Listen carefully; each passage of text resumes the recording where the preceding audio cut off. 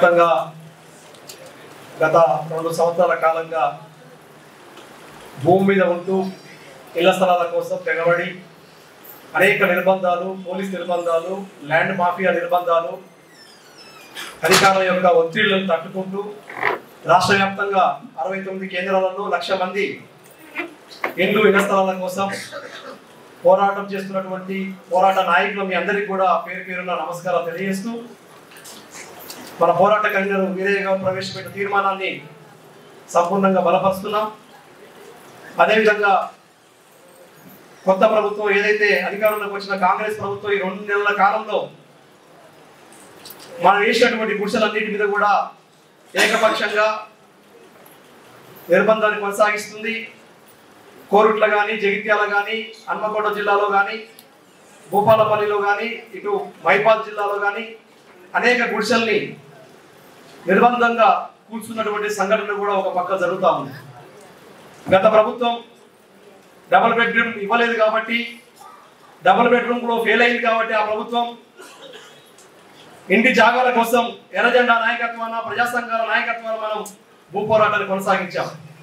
గత ప్రభుత్వం 58 జీవో కూడా తీసుకొచ్చినా ఆ జీవోలు ఎక్కడ కూడా అమలు నోచుకోలేదు కాబట్టి మనం భూమి మీదకి దిగినాం. ఆ రకంగా భూమి మీద ఉంటూ పోరాడుతూ మనం గుడిసెలు వేసుకుంటే కొత్తగా వచ్చిన ప్రభుత్వం ఆ గుడిసెల్ని చూసి తెలుసు వాళ్ళకి మొత్తం కూడా ఆ పోరాటంలో కూడా పాల్గొన్న వాళ్ళు కూడా ఉన్నారు వాళ్ళు. కానీ అధికారం రాగానే కాంగ్రెస్ ప్రభుత్వానికి పెద్ద ఎత్తున పెత్తందారి లక్షణం వచ్చింది.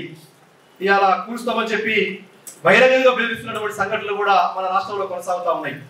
ఇటీవల నేను కోరుట్లకు వెళ్ళినప్పుడు కానీ, జగిత్యాలకు వెళ్ళినప్పుడు కానీ అక్కడ స్థానిక ఎమ్మెల్సీ జీవన్ రెడ్డి గారితో మాట్లాడితే ఆయన ఏం మాట్లాడుతున్నారంటే, మీరు భూమి జోలికే రావద్దు, మీరు భూమి మీదకే రావద్దు, మేము ఇస్తాం, మీరు వెళ్ళిపోండి, మీద కేసులు అయితే మీ మీద జైల్లో పెడతామని చెప్పి ఒక దొరలాగా, ఒక పెత్తందారిలాగా, ఒక రౌడీలాగా ఇలా బెదిరిస్తున్నటువంటి సంఘటనలు కూడా అనేక జిల్లాల్లో కూడా జరుగుతూ ఉన్నాయి.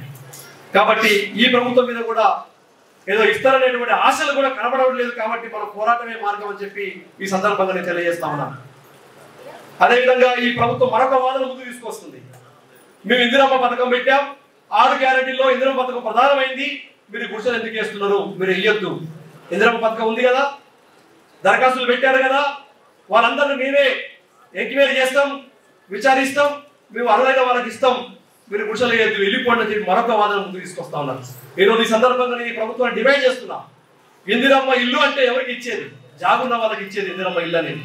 మరి జాగలైనటువంటి లక్షలాది మంది ఈ రాష్ట్రంలో ఉన్నటువంటి పేదలకు మీరు జాగాలు ఎప్పుడు ఇస్తారో మీ 6 గ్యారెంటీలో కానీ, మీ మేనిఫెస్టోలో కానీ మీరు చెప్పిన మాటకు మీరు హామీ ఇవ్వండి, అది అసెంబ్లీలో కానీ బయట కానీ మాట్లాడండి అంటే జాగాలు మాత్రం ఇస్తామని చెప్పి ప్రభుత్వం చెప్పడం లేదు.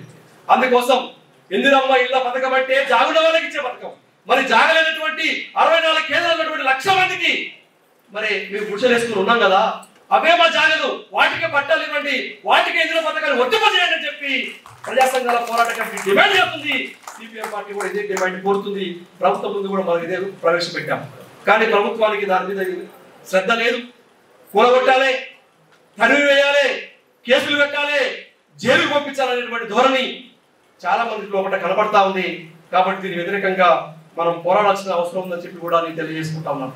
ఎందుకోసం అంటే ఇంతకుముందు చెప్పారు, కోయపోషగూడెం 12 మంది ఆదివాసీ మహిళలే జైలుకి వెళ్ళి వచ్చారు, ఎక్కడ కూడా భయపడలేదు. వాళ్ళ పోరాట పంతాన్ని ఒకసారి మనం స్మరించుకుంటే, తెలుసుకుంటే మొత్తం భారతదేశంలో ఈ 20 ఏళ్ల కాలంలో జరిగినటువంటి ఉద్యమం కోయపోషగూడెం జరిగింది. ఆదివాసీ మహిళలు స్పెషల్ బెటాలియన్ని, పోలీసుల్ని 2 గంటల పాటు తరిమి పోరాడారు. 50 కుటుంబాల గుడిసెలే వాళ్ళు. కానీ వాళ్ళు ఎంచుకున్నటువంటి పద్ధతి, పోలీసులు తెల్లవారుజామున వాళ్ళ పైకి వస్తే వేడి గంజిని చల్లి గంట సేపు పోలీసులు తరిగారు. వేడి గంజి అయిపోతే కాలం తీసుకొని చల్లారు, అదైపోతే కర్రలందుకొని వెంటబడి పోరాడారు. చివరికి ఆ పోరాటంలో మహిళలు గెలిచారు. ఆదివాసీ మహిళలు 200 ఎకరాలను తమ ఆధీనంలో చేసుకొని పచ్చి పంట, కంది పంట వేసుకొని ఇలా ఆ భూమిలో ఎర్రజెండాను నాటి దిమ్మలు కూడా కట్టి శాఖను ఏర్పాటు చేసుకొని ఇలా కోయపోషం కూడా ముందుకెళ్తాం. ఈ రకంగా ఆ పోరాటాన్ని ప్రతి ఒక్కరు కూడా మనం తెలుసుకొని ఆ పంతాలో ఈ రాష్ట్రంలో రాబోయే రోజుల్లో భూజమాన్ని కొనసాగించాలి. అది సాగు భూములు కానీ, కోడి భూములు కానీ, ఇళ్ల స్థలాల పోరాటం కానీ ఆ రకంగా మనం ముందుకెళ్ళని చెప్పి కోరుతూ మనం పెట్టినటువంటి తీర్మానంలో ప్రధానమైనటువంటిది 120 గజాలు ఈ గుడిసెల మీద చేసినటువంటి కేసులను ఎత్తివేయాలని చెప్పి ఆ తీర్మానాన్ని సంపూర్ణంగా బలపరుస్తూ ఆ డిమాండ్ సాధన కోసం భవిష్యత్తులో మరింత ముందుకెళ్లాలని చెప్పి అవకాశం ఇచ్చిన వేదికకు ధన్యవాదాలు తెలియజేస్తూ ముగిస్తాము.